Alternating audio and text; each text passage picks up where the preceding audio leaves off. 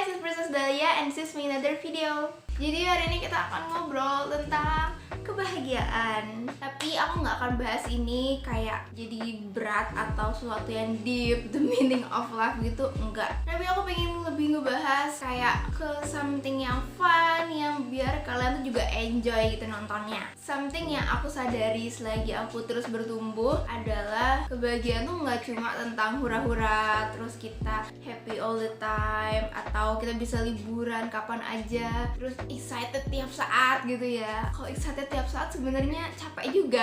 Tapi makin kesini aku tuh makin kayak sadar gitu loh, bahwa bahagia itu ketika kita bisa bersyukur dengan apa yang kita punya, terus kita bisa take care diri kita dengan baik, kita juga masih bisa ngelakuin hal-hal yang kita passionate di sana. Kalian tahu sukacita nggak sih? Joyful gitu. Well, beberapa hari lalu aku di gereja sempet belajar tentang sukacita ini. Singkatnya, sukacita itu mirip dengan perasaan senang, tapi bedanya adalah ketika kita sukacita, kita tuh bisa tetap fine-fine aja sekalipun ada masalah gitu. Jadi kita kayak nggak bete, kita nggak stres, kita nggak bad mood gitu. Nah, tipe bahagia kayak sukacita ini loh yang semestinya kita tumbuhkan, kita kembangkan terus di kehidupan sehari-hari. Nah, terus gimana caranya? Kita langsung masuk. Jadi yang pertama, celebrate a small thing. The smallest thing tuh bisa kayak, wow, hari ini aku masih bisa bangun, aku masih bisa bernafas, di atasku masih ada atap, aku masih bisa makan, aku masih bisa ngobrol depan kalian kayak gini. Aku pernah ya buat video 20 hal yang aku syukuri di 2020 kemarin, dan itu tuh bener-bener detail, sesimpel itu sampai jadi bisa banyak gitu. Dan coba deh kalau misalnya kita bisa aware sama hal-hal yang kecil ini tapi banyak, terus kita ingetin tiap hari, itu kayak bisa nge-boost positive vibes dari dalam diri gitu loh. Hidup ini emang gak mudah, tapi akan jauh lebih susah kalau misalkan kamu isinya dengan keluh kesah. Jadi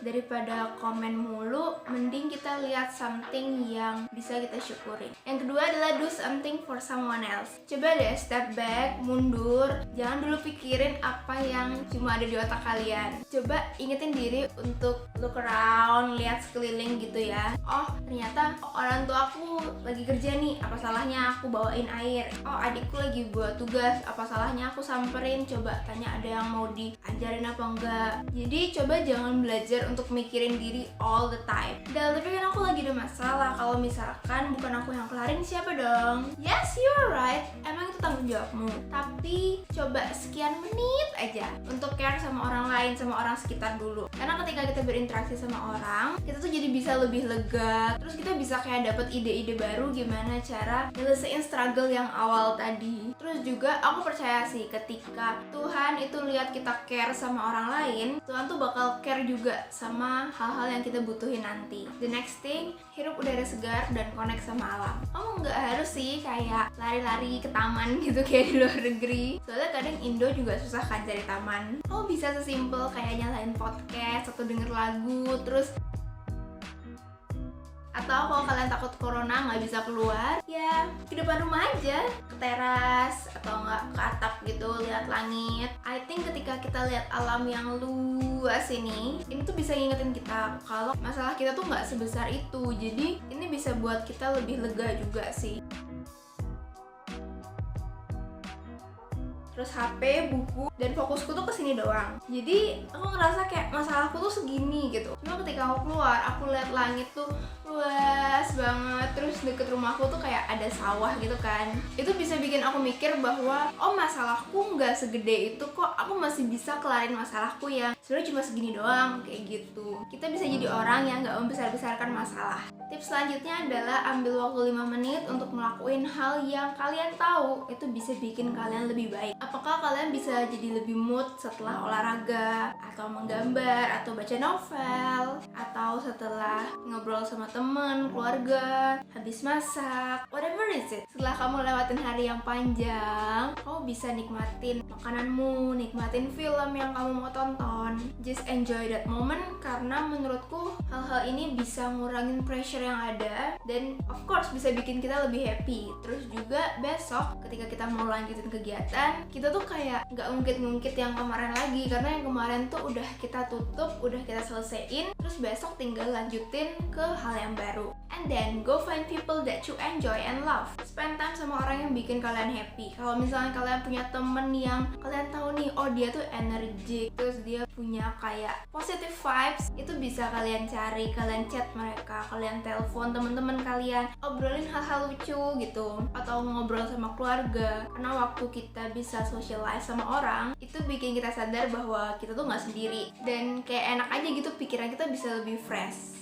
Yang terakhir adalah lakuin hal-hal yang bisa kalian lakuin and let go hal-hal yang kalian gak bisa handle. Apa sih yang buat kamu gak bisa bahagia? Apakah kamu stres sama sekolah, sama kerjaan, atau mungkin problem sehari-hari, atau karena hubungan with others? Apapun itu, coba deh tanya, apa yang kau bisa lakuin untuk hal ini? Haruskah aku telepon temanku? Haruskah aku ngomong sama orang tuaku? Bisa gak sih aku belajar lebih lagi? Bisa gak kira-kira aku ngeluangin waktu 1 jam ekstra untuk nyelesain kerjaan ini? Kalau ada hal-hal yang bisa kamu lakuin, ya kerjain aja. Be proactive and do that thing. Dan kalaupun ada hal-hal yang bikin kalian gak bisa happy, terus ini something yang out of your control, dalam hal ini kamu memang gak bisa ngapa-ngapain lagi, ya udah let go aja. Emang sih gampang ngomongnya, tapi percaya deh, semakin kita banyak latihan, semakin kita belajar untuk let go, practice terus, lama-lama pasti bakal bisa. And yeah, that's some simple tips from me. Intinya nggak ada satupun di antara kita yang bisa 100% happy all the time. Pasti ada momen-momen kita down. Tapi percaya deh, ketika kita down, itu kita tetap bisa bakal bangkit lagi. Perasaan-perasaan nggak enak itu cuma datang sementara doang. Kita tuh bisa milih kok, kita mau sukacita, kita mau happy, atau kita mau bete-bete. Contoh, aku habis bertengkar sama mamaku. Aku punya 2 pilihan, apakah aku seharian mau bad mood, atau aku ya udah kayak easy going aja, tetap jalanin hari-hari dengan happy dan lupain perasaan gak enak, lupain bad moodnya. Itu keputusanku juga. I know you can find your own recipe. Maybe kalian bisa happy dengan abis denger lagu terus kalian joget-joget gitu, itu juga bisa banget dipakai cara. Dan masih banyak lagi sebenarnya cara-cara untuk ningkatin mood, dan tiap orang pasti beda-beda. Kalau aku jelasin semuanya bisa 24 jam. Jadi itu dia sebagian dikit yang aku jelasin ke kalian untuk saat ini. Semangat terus guys, dan ya, kita sama-sama belajar menjadi orang yang bisa menyebarkan positive vibes ke semua orang. I hope this video help you all, and see you guys on my next video. Bye bye.